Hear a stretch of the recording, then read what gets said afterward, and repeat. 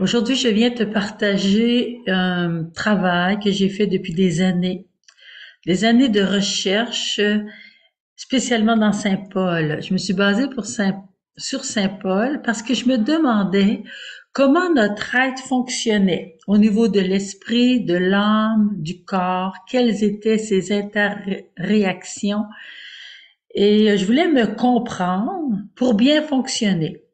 Alors, je vais te partager, j'ai même consulté Arnaud Dumouche pour m'aider à faire le dessin, parce que j'ai fait un dessin, et quelques auteurs. Donc, je te partage ça parce que je trouve que c'est important qu'on comprenne notre être. Saint Paul va nous parler de l'homme extérieur, de l'homme intérieur. Et le dessin que j'ai fait fixe cet enseignement dans notre imagination. Moi, je suis une visuelle, alors j'aime faire des dessins. J'espère que cela t'intéressera. Mais je t'avertis, c'est un enseignement plus intellectuel pour ceux qui aiment ça. Ceux qui aiment moins ça, vous pouvez regarder le dessin, tout simplement. Alors, on commence.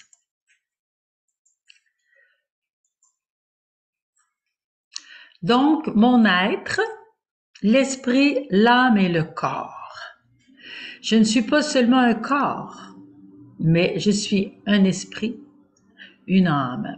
Alors que le Dieu de la paix vous sanctifie lui-même totalement et que votre être tout entier, l'esprit, l'âme et le corps, soit gardé sans reproche à l'avènement de notre Seigneur Jésus-Christ. Donc j'ai tiré de la lettre aux Thessaloniciens de Saint Paul, cette parole qui est le fondement de mon enseignement. Alors, je termine en disant, tout mon être pour aimer Dieu. Je ne peux pas le séparer, c'est tout mon être que j'investis. Maintenant, je vais te citer une parole d'Irénée de Lyon. L'esprit, l'âme et le corps selon Irénée de Lyon. Qui est-il? Je regarde au deuxième paragraphe. Irénée de Lyon, c'est le deuxième évêque de cette ville. Il est né à Smyrne en Asie mineure. C'était un homme du Proche-Orient, mais qui devint un occidental parce qu'on l'a nommé à Lyon, en France, au deuxième siècle. C'est un père de l'Église. Dans son écrit majeur, Adversus Hereses, on trouve cette phrase très signifiante. La chair modelée par Dieu, lui, il donne un symbole que Dieu, c'est un créateur, mais qui est un artiste qui est en train de modeler de la glaise. Alors, la chair modelée par Dieu, le créateur, à elle seule, n'est pas l'homme parfait. Elle n'est que le corps de l'homme. Donc, une partie de l'homme, on voit ça dans la Genèse au chapitre 2, Dieu qui façonne de la terre une glaise et il façonne un corps. Mais après ça, la deuxième étape, il va insuffler un souffle de vie. Alors l'âme, à elle seule, n'est pas davantage l'homme, dit saint Irénée. Elle anime le corps, mais elle n'est que l'âme de l'homme, donc une partie de l'homme. L'esprit non plus n'est pas l'homme. On lui donne le nom d'esprit, pas celui d'homme. C'est le mélange et l'union de toutes ces choses qui constituent l'homme parfait. Donc, je te cite un père de l'Église. Il est très important dans la tradition de l'Église catholique et je crois que c'est important de se fonder sur les pères de l'Église. Je reviens donc au premier paragraphe. J'ai pris cette citation du livre Vers une civilisation de l'algorithme de Pierre Giorgini et Thierry Magnin. Donc, je vous lis maintenant. La vision anthropologique, c'est-à-dire la vision de l'homme ternaire, corps, âme, esprit, n'est pas la seule dans l'histoire chrétienne, mais elle tient une grande place depuis saint Paul aux Thessaloniciens. Que le Dieu de paix lui-même vous sanctifie tout entier, Que tout votre être, esprit, âme, corps, soit gardé irréprochable pour la venue de notre Seigneur Jésus-Christ. C'est la citation que j'avais choisie.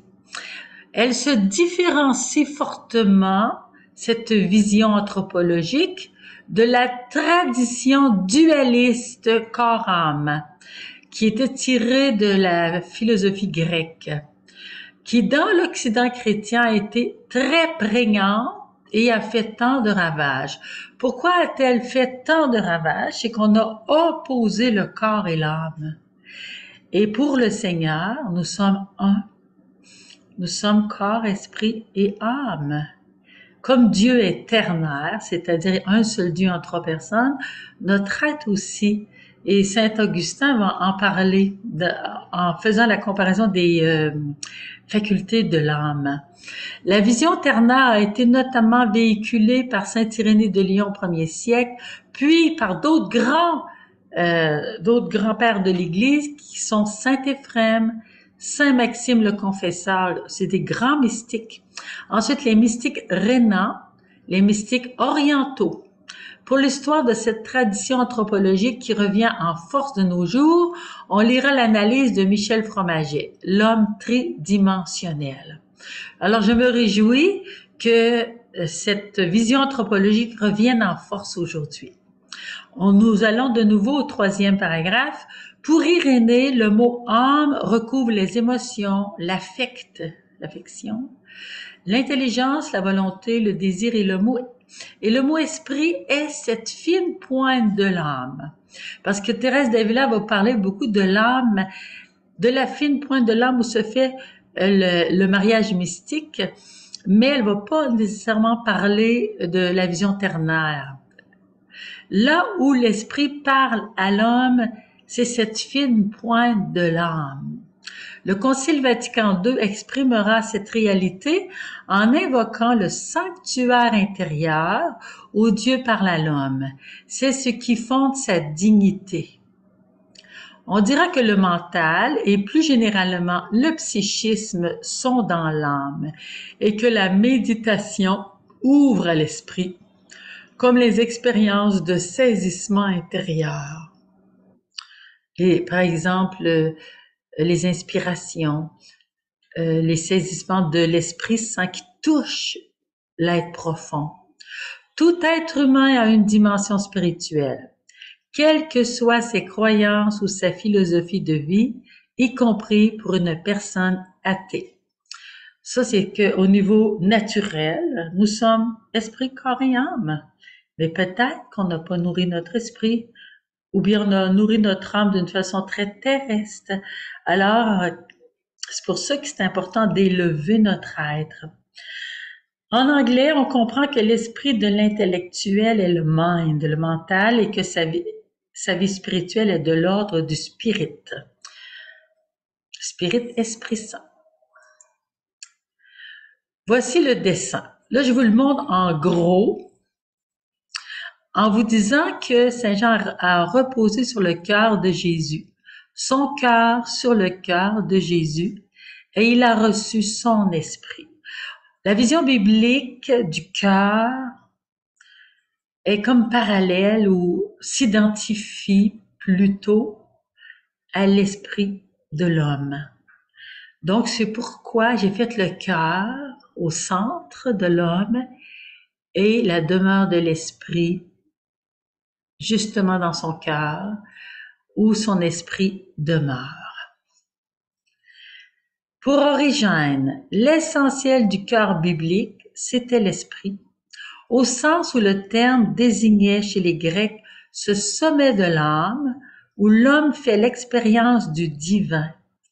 Voyez-vous, les Grecs ont même pressenti ce sommet de l'âme. Et Origène, qui est aussi un père de l'Église très important, a saisi que les Israélites, les Juifs, en écrivant les Écritures, on parlait beaucoup du cœur, le cœur biblique, donc c'était l'esprit, c'est ce qu'il dit, et ce que d'autres aussi vont affirmer. À noter c'est qu'on va analyser le dessin que vous venez de voir. Par exemple, ici, on va l'analyser morceau par morceau. Comme à droite, il y aura vie mystique, vie spirituelle, vie sensible, corps biologique.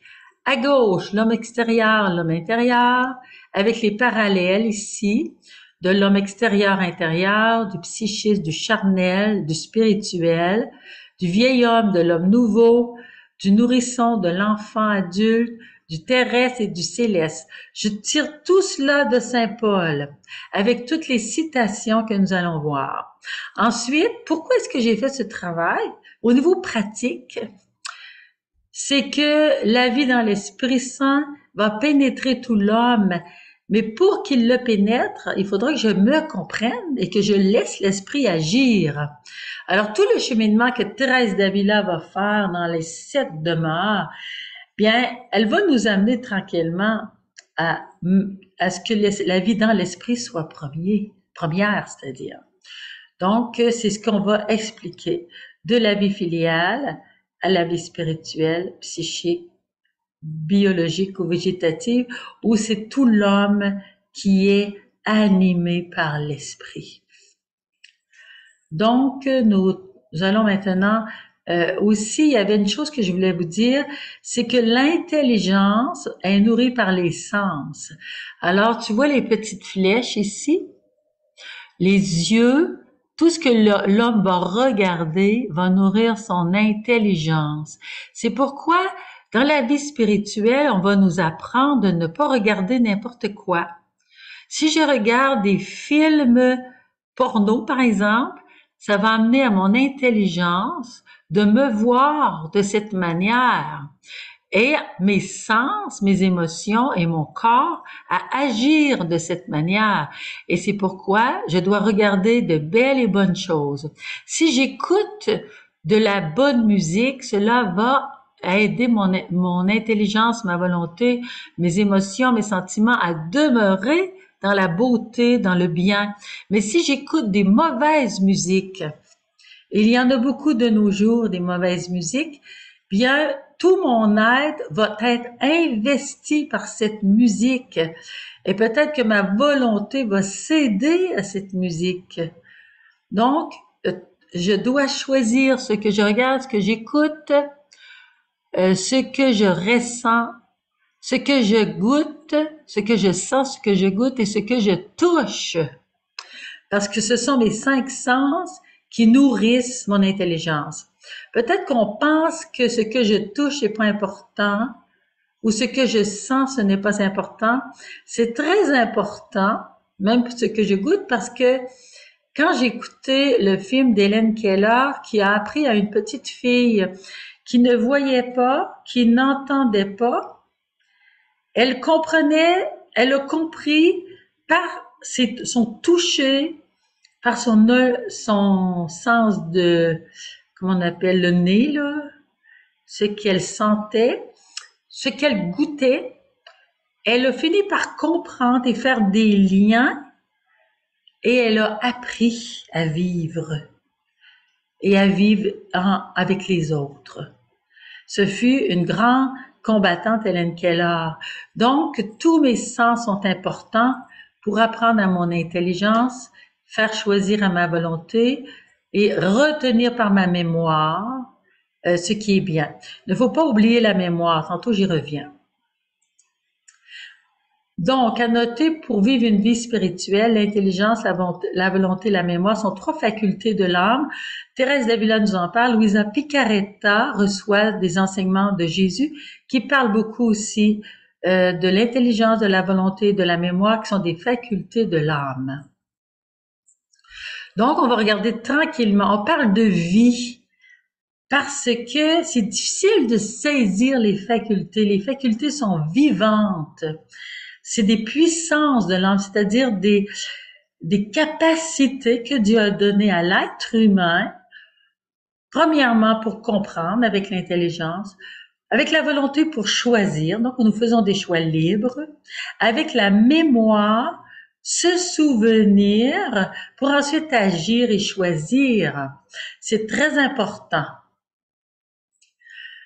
Donc l'homme est capable parce qu'il est créé à l'image de Dieu.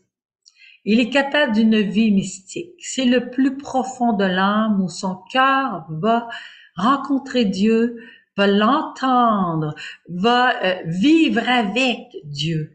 Parce que Dieu dit dans l'évangile de Jean, par Jésus, que si je l'aime, nous viendrons chez lui et nous nous ferons une demeure en lui.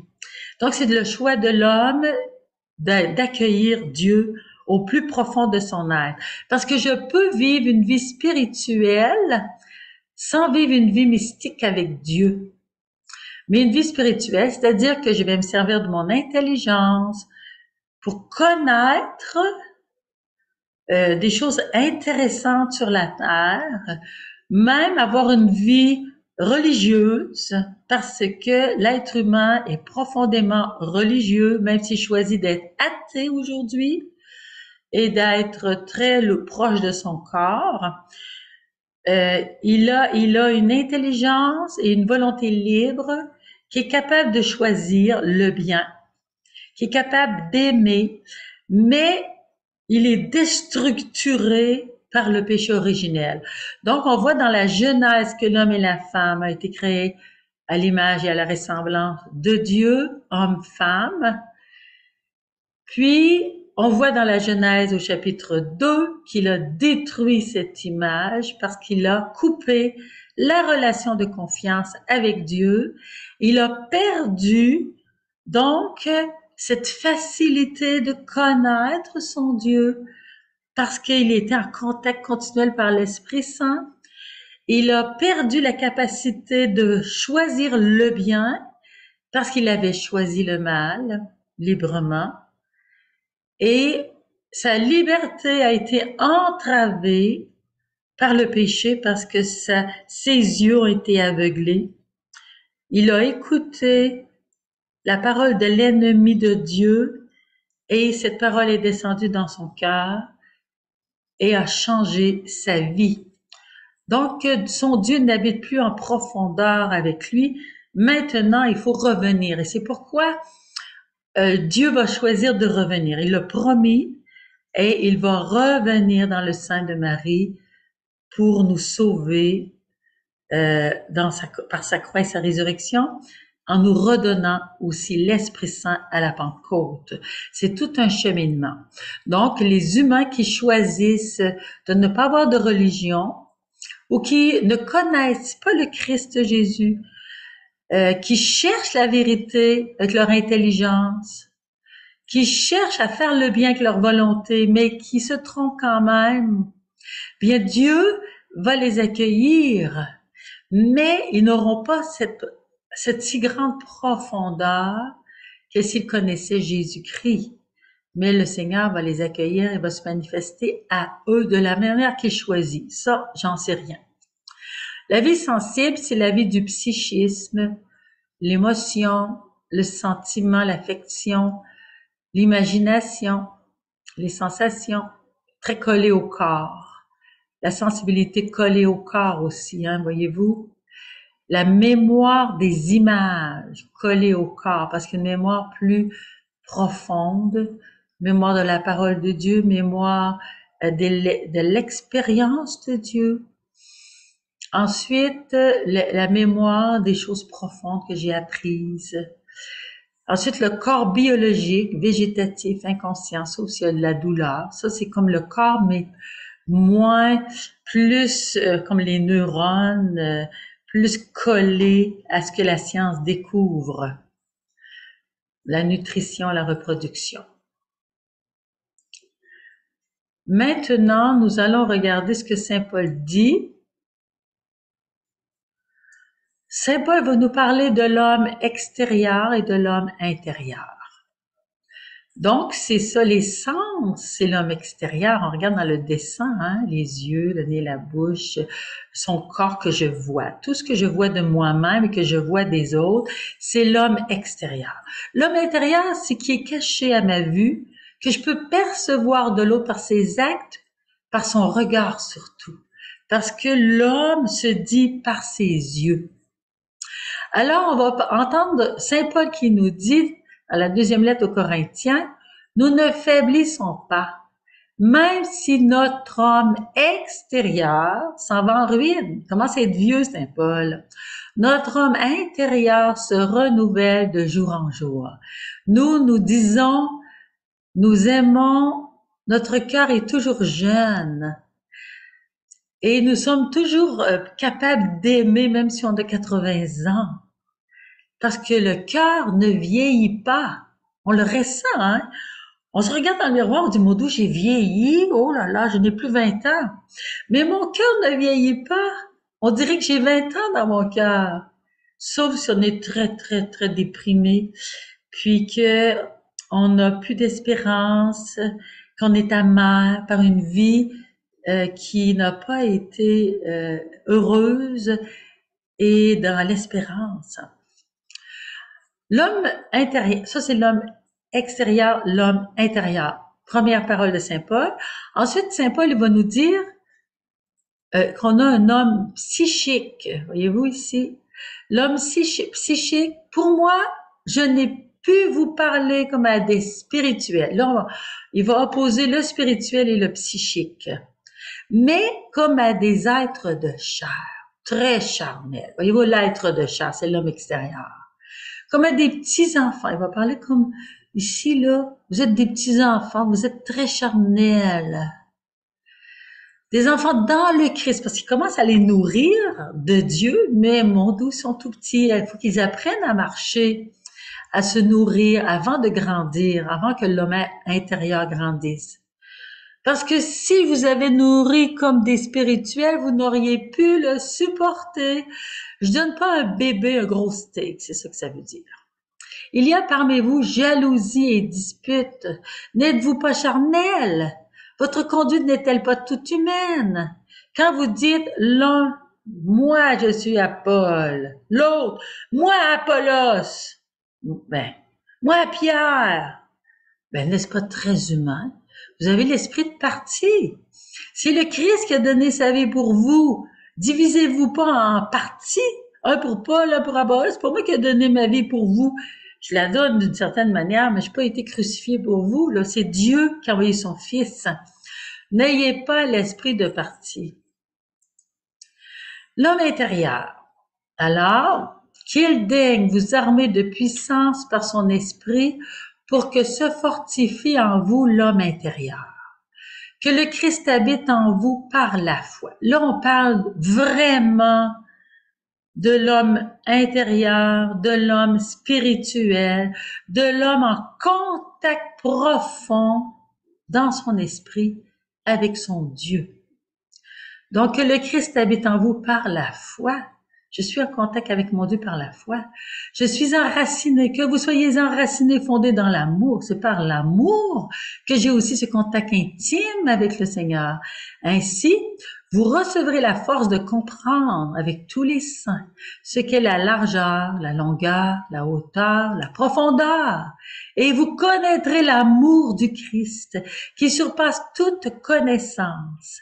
Et vous entrerez par votre plénitude dans toute la plénitude du Christ. Voilà la vraie vie en Dieu. Cette vie spirituelle, mais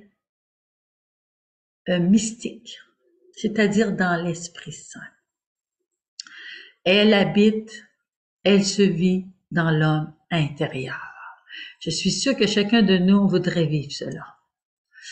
Suite à l'homme intérieur, Saint Paul en parle beaucoup parce qu'il veut nous amener à être des hommes et des femmes de vie intérieure. Même des enfants peuvent et des ados peuvent vivre la vie intérieure. En effet, ceux qui vivent selon la chair désirent ce qui est charnel. Qu'est-ce que je désire? Je dois l'identifier. Et ceux qui vivent selon l'esprit désirent ce qui est spirituel.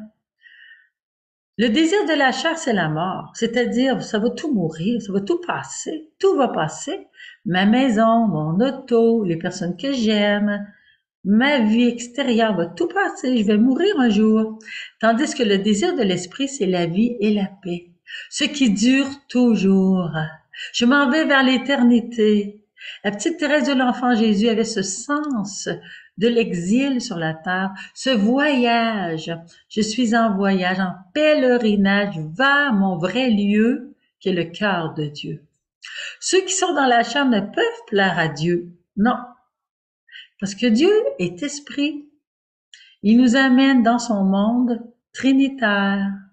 Vous n'êtes pas dans la chair, puisque vous êtes à Dieu, mais dans l'esprit, puisque l'esprit de Dieu habite en vous. Il parle à des gens qui ont été baptisés, qui ont reçu le Christ par choix libre.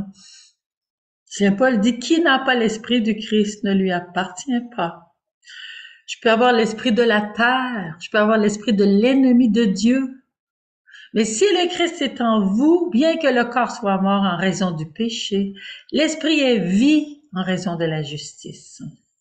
Mon corps, s'il a agi dans le péché, bien, l'Esprit Saint, en le baptisant dans le Christ, l'a fait revivre dans le Christ. Donc, c'est la justice de Dieu qui fait revivre mon corps, mon âme, mon esprit. L'homme intérieur, toujours. En effet, ceux qui vivent selon la chair désirent ce qui est charnel, ceux qui vivent selon l'esprit, ce qui est spirituel. C'est très important de le comprendre, car le désir de la chair est inimitié contre Dieu.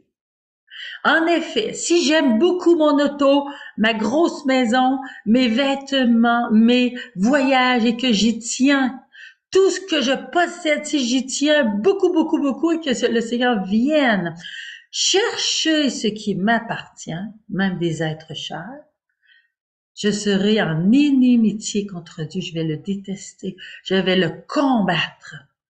Je ne me soumettrai pas à sa volonté. Je ne me soumettrai pas à son commandement d'amour. Tu ne tueras pas, tu ne voleras pas, tu ne feras pas d'adultère, de faux témoignages, tu ne désireras pas ce qui appartient aux autres. Tu aimeras le Seigneur ton Dieu de tout ton cœur, de toute ton âme, de toute ta force. Tu diras son nom avec respect, pas de blasphème. Tu honoreras tes parents et le jour du Seigneur. Voilà la loi qui est sainte. Mais si mon être est charnel, je vais suivre ma chair. Je pourrai pas suivre l'esprit parce que je l'aurais pas accueilli. Je suis un homme qui vit à l'extérieur, une femme qui vit à l'extérieur. En passant, quand je parle d'homme intérieur, je cite Saint Paul, et ça veut dire l'humanité qui est homme-femme, selon la Genèse. Dieu a créé l'humanité homme-femme. Merci. Homme intérieur, esprit né de nouveau. C'est dans l'évangile de Jean, où Jésus va parler à Nicodème qu'il lui faut naître de nouveau. Et Saint Paul, lui, va nous en parler dans le baptême, au chapitre 6 de la lettre aux Romains. Nous avons été ensevelis avec lui par le baptême dans la mort. C'est-à-dire que notre corps de péché doit mourir au péché, afin que, comme le Christ est ressuscité des morts, pour et par la gloire du Père, nous vivions nous aussi dans une vie nouvelle, mon corps, mon âme, mon esprit. Donc, mon corps aussi est appelé à vivre une vie nouvelle. Sainte Marie-Madeleine, elle a pleuré son péché aux pieds de Jésus. Elle lui a offert ses larmes et son parfum. Et après ça, s'est relevée, pardonnée. Et elle a vécu une vie nouvelle, une vie en communion avec le Christ Jésus. Elle a été fidèle jusqu'à la croix, jusqu'à la résurrection. Elle était son apôtre. Ouais, c'est ça, vivre une vie nouvelle. Cette vie nouvelle est une vie dans l'Esprit Saint. Il vous faut naître de nouveau. On peut relire Jean au chapitre 3, ce que dit Jésus à Nicodème. Je continue encore l'homme intérieur dans l'esprit. Tous ceux qui animent l'esprit de Dieu sont fils de Dieu. Alors, c'est ce qui est extraordinaire. Non seulement je vis une vie intérieure, mais je suis fils, fille de Dieu. C'est mon être profond qui est nouvel être, enfant de Dieu, fils dans le Fils. Donc, tous ceux qu'anime l'Esprit de Dieu sont fils de Dieu. Aussi bien n'avez-vous pas reçu un esprit d'esclave. On ne doit pas agir comme des esclaves, mais comme des fils. Pour retomber dans la crainte, pourquoi avez-vous peur de Dieu? Pourquoi avez-vous peur des autres? Pourquoi restez-vous dans la peur? La peur ne vient pas de Dieu. Et Saint Paul va le dire à son fils Timothée, son disciple.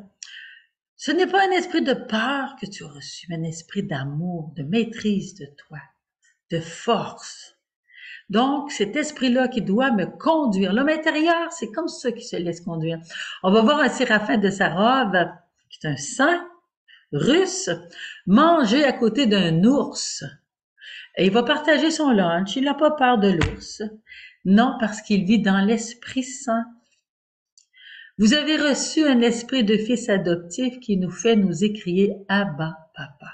Est-ce que tu as déjà vécu cette expérience-là dans ton cœur? Moi, ça m'est arrivé de l'avoir très fortement, cette onction de l'Esprit Saint qui me fait crier « Abba, Papa ». La première fois, c'était quand j'avais dans la vingtaine, quelqu'un avait prié avec moi. Puis après ça, l'Esprit Saint était tellement fort en moi que j'appelais Dieu Papa. Avant, je l'appelais pas comme ça. Je me suis mis à l'appeler Papa parce que je sentais son intimité. Il était tellement proche de moi.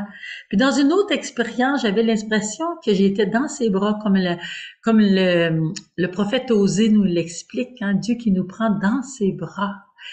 Et j'ai vécu cette expérience-là, puis je l'appelais papa, je ressentais tant d'amour, j'en pleurais d'amour. Il me semblait que l'océan était rempli d'amour, de miséricorde, et c'était l'amour de mon papa. Et que tout était à mon papa. Toute la création, tout m'appartenait parce qu'elle était à mon papa. Voyez-vous, je vous souhaite cette expérience. Demandez-le à l'Esprit Saint. L'Esprit lui-même se joint à notre esprit pour attester que nous sommes enfants de Dieu. Il l'atteste dans la prière quand nous recevons cette onction. L'homme spirituel, l'homme psychique n'accueille pas ce qui est de l'Esprit de Dieu. Donc, une comparaison entre l'homme spirituel et l'homme psychique. L'homme psychique agit par sa nature humaine, son psychique, mais c'est pas l'Esprit Saint qui le conduit.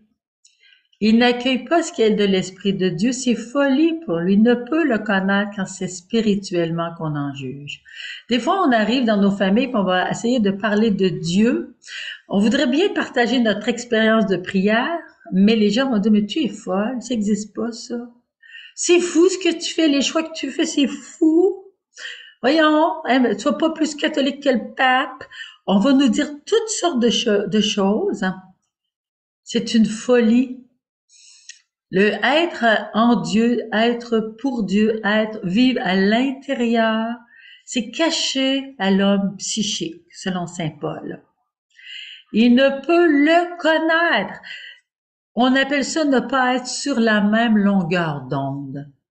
On est parallèle. On se rencontre pas. Alors, il faut pas essayer. C'est l'Esprit Saint qui doit descendre. C'est pour ça qu'on demande le baptême dans l'Esprit Saint. C'est pourquoi on fait des séminaires de vie dans l'Esprit. Ceux qui sont psychiques ne connaissent pas cette vie dans l'Esprit Saint. Même s'ils vont à l'église quelquefois, ils pratiquent des lois, des rites, des règlements. Ils connaissent Dieu avec leur tête. C'est très beau. Ils choisissent de faire le bien. C'est bien. Mais la vie dans l'Esprit Saint est liberté. Elle est folie d'amour. Et c'est pourquoi elle est incomprise par l'homme psychique, même religieux. L'homme spirituel, au contraire, juge de tout et lui-même n'est jugé par personne. Qui, en effet, a connu la pensée du Seigneur pour pouvoir l'instruire? Saint Paul dit, nous l'avons la pensée du Christ. Saint Paul ose dire une chose semblable. Pourquoi? Parce que c'est l'Esprit Saint qui l'a investi en profondeur. Il l'a instruit. Saint Paul va parler de vieil homme et d'homme nouveau. Le vieil homme, il dit, vous vous êtes dépouillés du vieil homme. On pourrait dire l'humanité qui est homme-femme, Donc, ce qui est vieux, dans ses agissements, c'est ce qui ne va pas durer toujours, ce qui vieillit, ce qui n'est pas profond. Vous vous êtes dépouillé du vieil homme avec ses agissements, tout ce qui était en lien avec le mal. Et vous avez revêtu le nouveau, celui qui s'achemine vers la vraie connaissance en se renouvelant à l'image de son Créateur. Donc, Saint Paul ose nous dire que nous sommes à l'image de notre Créateur. C'est immense, c'est tellement grand. Je suis son enfant. C'est ça que je dois jamais oublier, la dignité que le Seigneur nous a donnée, nous, ses enfants, osez y croire. Ensuite, Saint Paul va nous parler de parallèle. Il va nous dire, tu es un nourrisson, tu es un enfant ou tu es un adulte. Il va nous donner des comparaisons dans la lettre aux Corinthiens. Je vous ai nourri au lait, au petit lait. Les mamans là qui avaient nourri vos bébés, d'abord, c'est le petit lait au sein ou à la bouteille. Parce que le petit, il mourrait si vous lui donniez rien que de la petite compote. Il serait pas capable de le digérer. Et nous, au niveau spirituel, quand nous commençons notre cheminement, nous serions pas capables de digérer les exigences de Dieu. Nous serions pas capables de les vivre. Donc, Saint Paul va nous nourrir au petit lait. Nos prédicateurs aussi, d'ailleurs, je vais écouter seulement ce qui me plaît. Et ensuite, je vais penser en enfant. Ben oui, je suis un petit enfant, puis je pense en enfant, puis je vais commencer à marcher comme un enfant. Mais ensuite, je vais devenir un adulte tranquillement. Je vais progresser, fortifié par l'Esprit Saint. Dans Saint Paul, on peut vraiment lire ce qu'il nous explique au niveau de l'adulte et de l'enfant. Ensuite, il va nous dire, tu es un homme terrestre ou un homme céleste. Terrestre, c'est-à-dire que tu vis seulement de la terre, ton corps, avec tes pensées terrestres, avec tes raisonnements terrestres, avec tes choix, ta volonté terrestre. Ou bien tu es un homme céleste. Saint Paul va dire dans la lettre aux Colossiens, vivez déjà au ciel. Vous avez 2 pieds sur terre, mais vivez déjà au ciel avec le Christ. C'est votre appel. Alors, c'est pas facile, hein? Et Saint Paul va nous dire, on est semé corps psychique, on ressuscite corps spirituel. Et notre résurrection commence déjà sur la terre. S'il y a un corps psychique, il y a aussi un corps spirituel. De même que nous avons porté l'image du terrestre, Adam, nous porterons aussi l'image du céleste, le Christ Jésus ressuscité d'entre les morts. On peut approfondir toutes ces paroles en les lisant dans le contexte où Saint Paul les a écrites. L'Esprit Saint habite l'esprit de l'homme pour une vie nouvelle. Le cœur devient sa demeure. Alors voyez-vous, regarde le dessin maintenant. Imprégnez-vous de ce dessin. Alors, la demeure de l'esprit, c'est l'esprit de l'homme. Et l'Esprit Saint va donner à l'esprit de l'homme une intelligence spirituelle. Et cette intelligence spirituelle va irriguer son corps, ses sentiments, ses émotions. Et cette intelligence spirituelle va monter jusqu'à son intelligence naturelle, ici, son raisonnement humain, pour l'investir d'une connaissance supérieure. Et ensuite, de son cœur profond, l'Esprit Saint va monter. Après avoir instruit son intelligence, il va guider sa volonté. L'intelligence renouvelée dans l'Esprit Saint va guider sa volonté et fortifier sa liberté pour choisir le bien. Et va animer sa mémoire pour garder cette mémoire du cœur. Il reçoit alors les dons de l'esprit, dont l'intelligence spirituelle, cette intelligence du cœur donnée aux petits. Il y a des personnes qui sont pas beaucoup intelligentes au niveau humain. On pense au curé d'Ars qui a eu beaucoup de difficultés à faire ses études et à Saint Joseph de Cupertino qui a passé son bac théologique par miracle et est devenu prêtre. Mais il avait une intelligence du cœur parce que l'Esprit Saint l'instruisait des choses de Dieu. Au niveau de son intelligence humaine, pas trop brillant. Mais au niveau de l'intelligence du cœur, il en montrait aux professeurs de théologie et à ses propres confrères franciscains. Donc, celui qui est spirituel reçoit les dons qui le configurent au Fils, non seulement l'intelligence, mais la sagesse, la science, le conseil, la force, la piété, la crainte de Dieu, qui sont nommés dans le livre d'Isaïe au chapitre 11. Nous continuons notre cheminement. Devenir chrétien signifie devenir communio, entrer ainsi dans le mode d'être du Saint-Esprit. Alors, cette communion, cette vie de communion avec Dieu trinitaire entre en moi et va transparaître. Le don de Dieu est le Saint-Esprit, nous dit par Joseph Yanouzzi qui cite Joseph Ratzinger selon Saint-Augustin, donc 3 ensemble. Le don de Dieu est amour. Dieu se communique dans le Saint-Esprit comme amour. L'activité caractéristique du Saint-Esprit est qu'il crée la constance. L'amour se prouve dans la constance. L'amour dure et surmonte l'indécision et porte en lui-même l'éternité. Voyez-vous, je vis déjà de l'éternité. Il faut aussi citer Saint Paul, 1 Corinthiens 13, tous les versets qui vont décrire ce qu'est l'amour. Et si je n'ai pas l'amour, je ne suis rien. Pas un amour humain qui dure selon les émotions, mais un amour qui se greffe dans mon intelligence, dans ma volonté, dans mon cœur profond et qui fait agir mon être tout entier.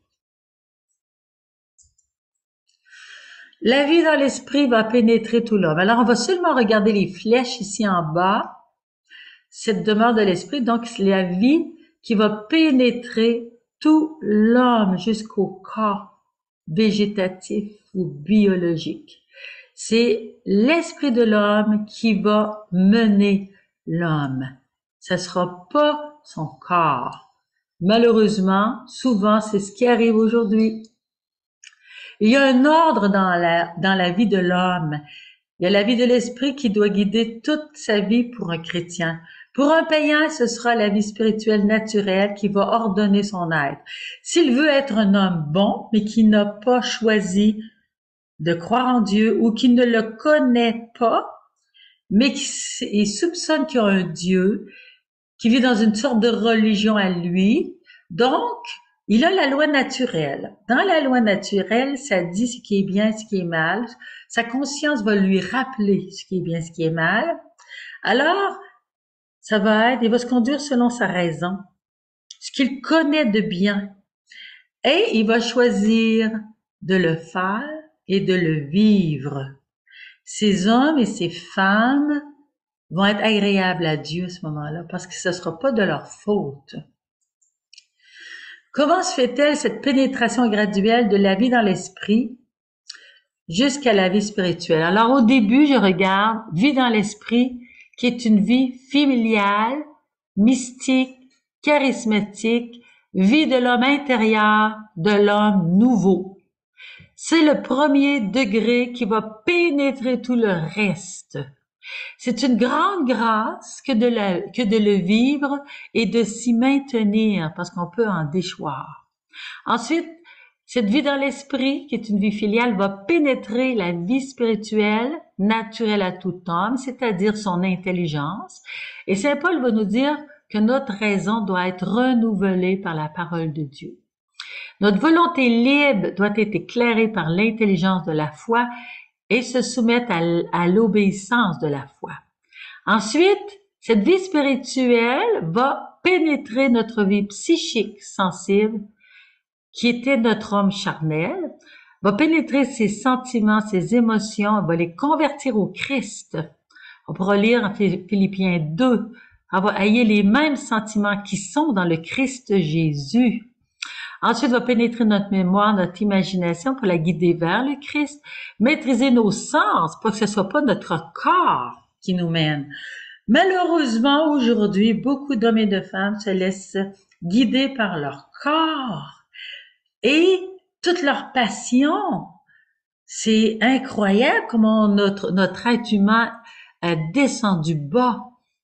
C'est le fruit de la chair, non de l'esprit, et la vie végétative ou biologique, inconsciente, sauf la douleur. Donc, on l'a vu en gros. Maintenant, on va regarder plus profond. Donc, la vie filiale, nous sommes pour lui des fils adoptifs par Jésus-Christ. Cette parole dans la lettre aux Éphésiens de Saint Paul, y croit profondément. Nous sommes appelés tous et chacun à vivre une vie mystique, c'est-à-dire une vie guidée par l'Esprit Saint, éclairée. Alors que que Dieu vous donne un esprit de sagesse et de révélation qui vous le fasse vraiment connaître, qu'il illumine les yeux de votre cœur. Alors, illuminez les yeux de notre cœur, comme on en parlait tantôt. Une vie charismatique, j'en ai parlé davantage dans un autre enseignement. On peut le lire dans la lettre de la première lettre aux Corinthiens, au chapitre 12 à 14, cette vie charismatique dont nous parle Saint Paul, c'est-à-dire que mon être va devenir au service des autres par des dons que le Seigneur va me donner au fur et à mesure. On appelle ça des grâces pour les autres. C'est pas pour mon orgueil. C'est pas pour mon moi. Mais c'est être au service. Parce que notre être est appelé à être au service de l'amour. Donc, vie de l'homme intérieur né de nouveau. Nous conférer l'adoption filiale. La preuve que vous êtes des fils, c'est que Dieu a envoyé dans nos cœurs l'esprit de son Fils. Et on l'expérimente quand on a reçu le baptême dans l'Esprit Saint. Nous avons reçu l'esprit de son Fils. Donc, la vie spirituelle,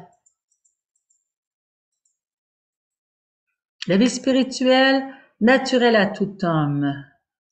Comme on le disait tantôt, maintenant je reviens pour des détails.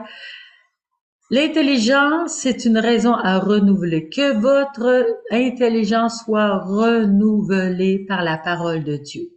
Alors, mon intelligence, quand je veux vivre comme un fils de Dieu, je dois la nourrir par la parole de Dieu.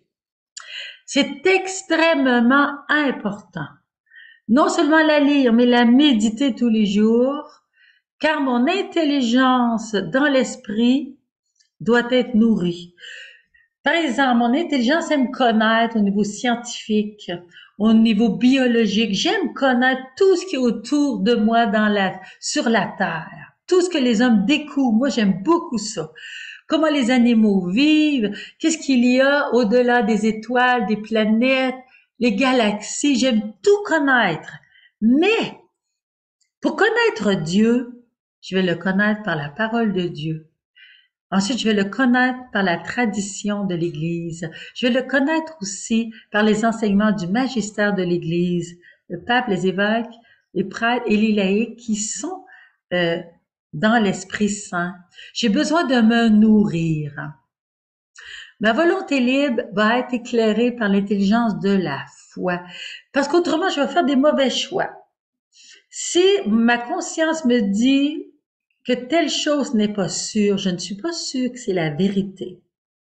Jésus dit, c'est la vérité qui te rendra libre. Si tu fais un mauvais choix, parce que tu ne cherches pas la vérité, ben, tu vas devenir un esclave. Tu vas entrer dans les ténèbres. Comment veux-tu, dans la nuit, trouver ton chemin? Alors, si tu veux rester dans la lumière et trouver le vrai chemin qui va te donner le bonheur, la joie profonde et la paix, bien, tu dois chercher la vérité et ensuite soumettre ta volonté à l'obéissance de la foi. C'est pas facile. Parce que j'ai de volonté, puis je veux mes caprices, puis je veux décider. Aujourd'hui, c'est la mode, hein. Ce que je choisis, c'est ce que mon moi a choisi. Puis je veux pas me soumettre à l'obéissance de la foi. Mais si je m'y soumets, j'ai le bonheur, une paix. J'entre dans la voie du bonheur. La mémoire se rappelle le passé pour s'en nourrir, des merveilles que Dieu a faites pour moi. Et aussi, je me nourris de la parole de Dieu dont je me souviens parce que je les ai lues et méditées. Si j'ai rien mis dans ma mémoire, ben, ça, je serai pas nourrie, puis je vais agir n'importe comment. La vie psychique sensible. Donc, parole de Dieu, l'homme charnel, 1 Corinthiens 2, 14. Sentiments et émotions à convertir au Christ, Philippiens 2. Lui ne retint pas jalousement le rang qui l'égalait à Dieu, mais il s'anéantit lui-même, prenant la condition d'esclave. Alors, tout lire le chapitre 2, même le chapitre 1 dans la lettre aux Philippiens, pour entrer dans les sentiments du Christ. C'est très important. Ensuite, la mémoire et l'imagination à guider vers le Christ. Éphésiens 4, c'est aussi important. La maîtrise de ses sens. Galates 5, les fruits de la chair. Qu'est-ce qui sont les fruits de la chair? Et les fruits de l'esprit. Je vais retrouver ma lettre aux Galates pour vous lire directement dans la parole. Si je reste dans la chair, si je n'élève pas mon âme, mon corps à vivre dans l'Esprit Saint, à quoi je vais ressembler? Tout ce que produit la chair, fornication, impureté, débauche, idolâtrie, magie, haine, discorde, jalousie, emportement, dispute, dissension, scission, sentiment d'envie, orgie, ripaille, choses semblables. Et je vous préviens, dit saint Paul, comme je l'ai déjà fait, que ceux qui commettent ces fautes-là n'hériteront pas du royaume de Dieu. Il ne faut pas se conter des histoires. Puis maintenant, qu'est-ce que sont les fruits de l'esprit pour l'homme spirituel, celui qui vit dans l'Esprit Saint? Le fruit de l'esprit est charité, joie, paix, longanimité, serviabilité, bonté, confiance dans les autres, douceur, maîtrise de soi. Contre de telles choses, il n'y a pas de loi, c'est la liberté. Ceux qui appartiennent au Christ Jésus ont crucifié la chair avec ses passions et ses convoitises. C'est ce qu'on appelle la maîtrise de soi. Mourir avec le Christ, être crucifié, comme saint Paul le dit souvent pour lui-même. Puisque l'Esprit est notre vie, que l'Esprit nous fasse aussi agir. Ne cherchons pas la vaine gloire, en nous provoquant les uns les autres, en nous enviant mutuellement. Ça, c'est l'Esprit charnel. Mais l'Esprit Saint, lui, il est charité. Donc, je choisis de vivre dans la charité. La vie du corps. Mon corps, je dois le respecter, hein? Maîtriser le corps. Le corps n'est pas pour la fornication, il est pour le Seigneur, nous dit saint Paul dans la lettre aux Corinthiens. Saint Paul nous dit de soigner le corps. Dans la lettre aux Éphésiens, nul n'a jamais haï sa propre chair. On la nourrit au contraire et on en prend bien soin. C'est justement ce que le Christ a fait pour l'Église. Donc, c'est ce que saint Paul nous explique de faire dans le couple, prendre soin l'un de l'autre. Ensuite, respecter notre corps, le corps des autres, glorifier donc Dieu dans votre corps. Il va dire que le corps est le temple de l'Esprit Saint. Et c'est par le corps que je sers le Seigneur, que je montre visiblement mon esprit. Donc, les autres, ils vont voir de quel esprit je suis en me regardant. Et je vais vous raconter ce petit témoignage que je raconte souvent.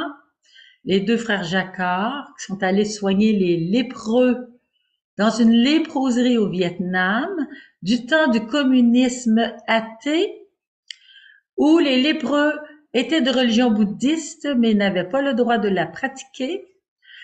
Les deux frères Jacquard ne parlaient pas le vietnamien. Ils étaient catholiques chrétiens donc. Et la seule manière de parler était par leur corps, leurs yeux, leurs gestes. Ils n'avaient pas le droit de parler de Dieu. Alors ils ont dit, nous allons parler de Dieu.